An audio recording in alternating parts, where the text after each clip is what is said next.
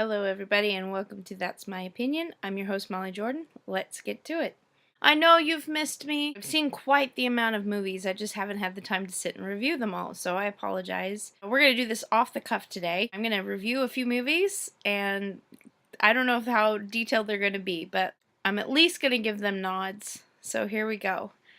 First of all, I never reviewed Oblivion. I saw that a long time ago when it first came out, and it was probably one of my favorite movies of the year.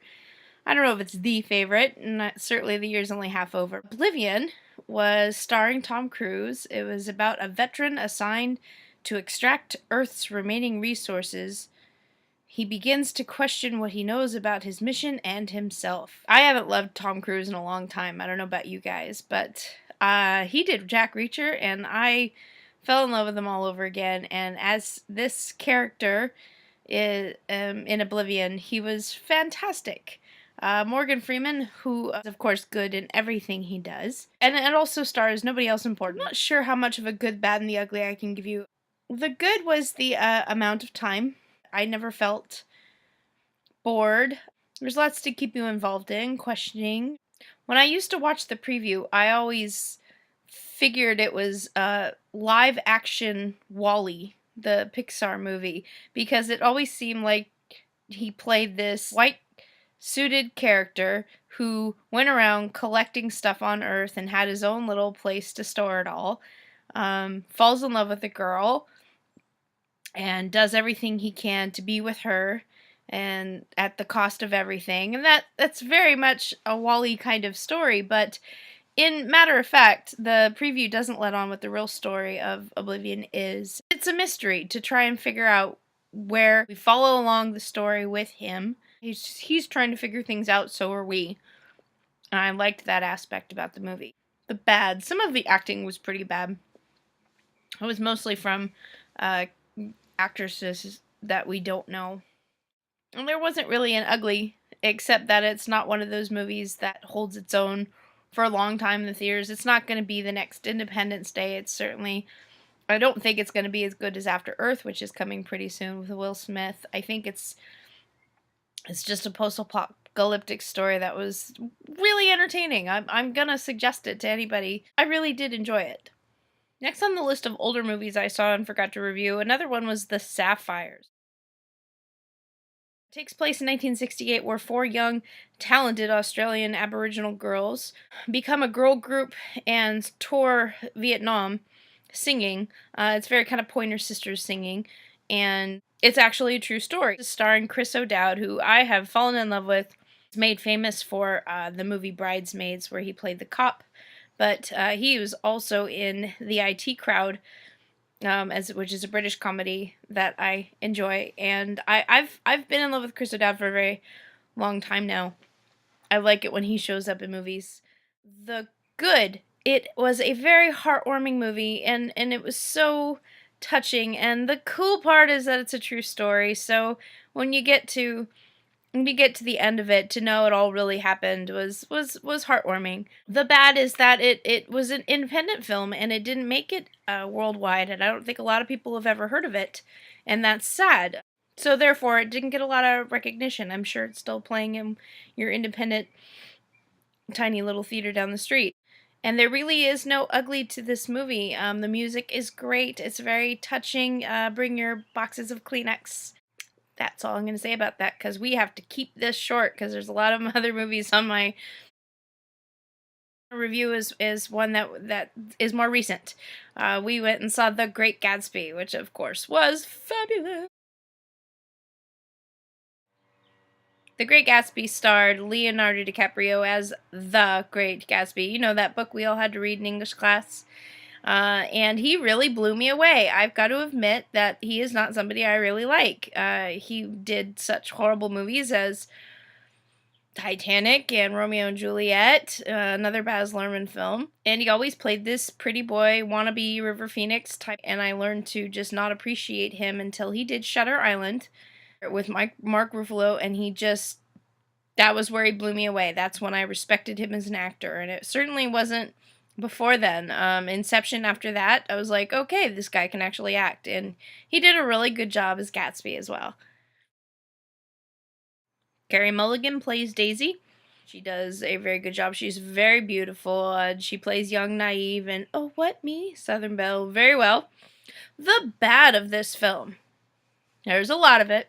I'm going to save one part for the ugly, but I'm going to give the bad to the green screen effect. This movie was, of course, beautiful and, of course, in 3D, so some of the imagery had to be computer stuff. Some scenes that were so green screen that it was fake, and it was awful, and I didn't appreciate it. There was a scene in the garden that was supposed to be this black and white tint, a green screen, to the point where you could like almost see where they were penciled in around, and it was tacky. And you know, as we make newer movies, if this is the direction that we're going? No, sir, I don't like it. The difference is, I'll give you Iron Man. Iron Man, of course, was a lot of green screen, but I didn't really notice it. Maybe because there was more things exploding and fast action, and this was very slow action. But I still didn't appreciate how fake it looked, considering how beautiful the movie was supposed to play off. But the ugly, I know what Baz was up to. I know that he was trying to look how you could make something modern and put it into old school, or vice versa. With Moulin Rouge, he did all these old school songs and put them into this beautiful musical type. I loved Moulin Rouge. I loved what he did with it, and I thought that was fitting. What he did with this one, though, he put this R&B soundtrack to the movie. And I know I'm not the only one to ever comment about it, but it didn't fit to me. You looking at these 1920s flapper girl dancing, some of it was okay, some of it wasn't. It was like, oh, that kind of fits, but the lounge singer being all Beyonce-like, and P. Diddy rapping to the car chase scene, it just, I thought, in my opinion, I thought it was tacky. I thought it didn't fit. I thought it was too much of a distraction where I would like to be taken away in movies. Absolutely didn't take me away whatsoever. It was very like, what are we listening to? On our list, I went and saw the movie Epic. A story about a teenager who finds herself transported to a deep forest setting where the battle between the forces of good and the forces of evil are taking place. She bands together with a ragtag group of characters in order to save their world and ours. Yeah, it's Fern Gully. So was Avatar. We've done this story before. I will give its uniqueness to how they told the story, but the story has been told. This is little people in nature saving the environment, and it's up to them, you know, because big, slow human, stupid talking destroyer of trees. And the good about this movie was the cast of characters.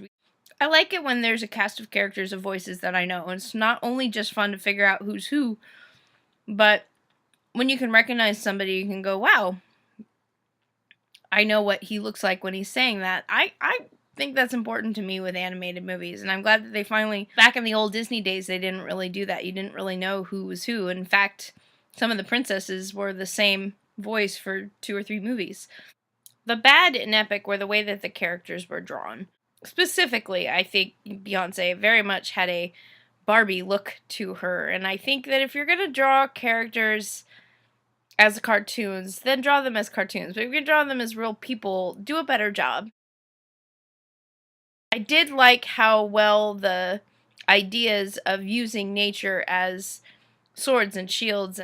The enemy's poison dart made warts on the tree, like knots, like we really see. I thought that animation was cool, but the way that the characters looked, I just thought were kind of tacky. I'm not really sure that there's an ugly to this movie, but I'm going to nod to the uglies that the 2 of the characters were Pitbull and Steven Tyler. I mean, it's just, why are these guys hurting for money so much? And I assume they only picked Steven Tyler so that he could sing.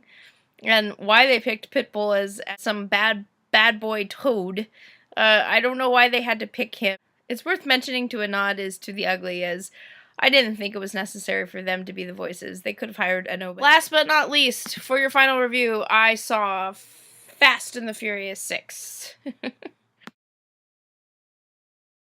Hobbs has Dom and Brian reassemble their crew in order to take down a mastermind who commands an organization of mercenary drivers across 12 countries. Payment, full pardons for them all.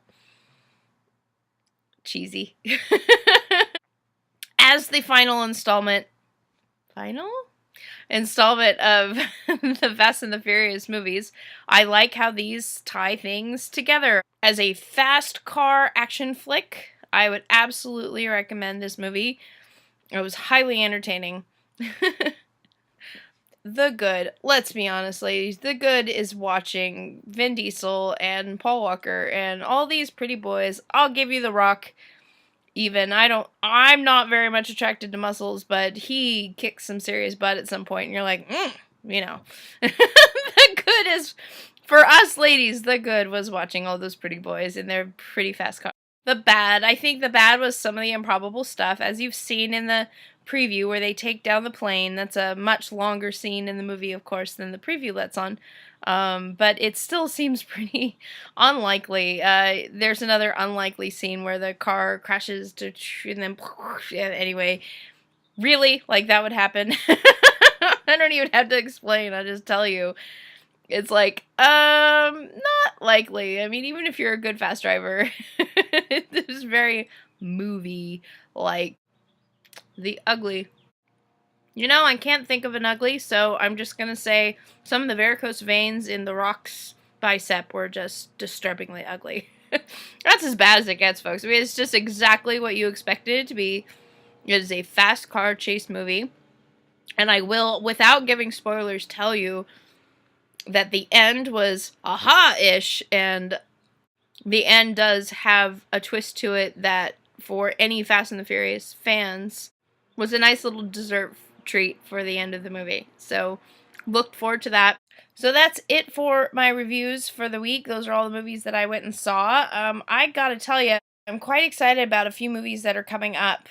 Now You See Me and After Earth both come out this week. I can't wait to see them. They both look really epic. They both look really well done. Other movies I'm looking forward to seeing that look really good. World War Z looked interesting. I didn't know quite what the enemy was, and when I found out it was zombies, holy cats, the preview makes it that much scarier.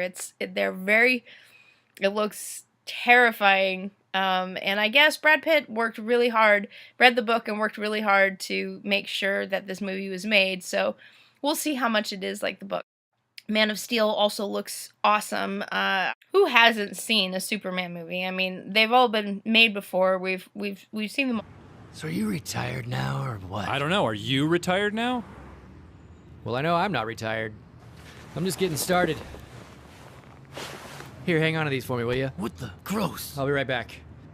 Reboot!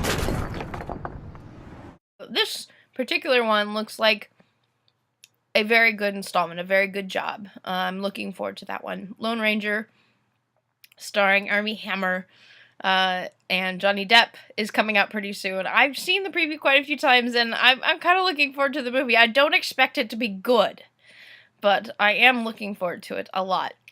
The End comes out on my birthday, and apparently it's a story of the apocalypse happening to all my favorite comedy comedians playing themselves. Seth Rogen and Jay Baruchel, and there's a million people, but they're all playing themselves. They're all playing the real actors that they are. I'm so excited to see that one. And the last thing on the list is they are remaking Much Ado About Nothing, done by Joss Whedon, who, if anybody knows me, I'm a huge fan. It looks good. That's all I'm saying. So, make any comments below if you'd like, if you want more information about any of these. But otherwise, just look them up, because I'm just totally excited. It's going to be a great year of reviews. Hopefully, I can keep up on these things. Next week, we have a guest star for my review of Star Trek, which was fabulous, but I'm going to save it all so that I have my friend to do this with me. So I hope you enjoyed. I'm sorry you've missed me, and I love you all. Thanks. See you next week.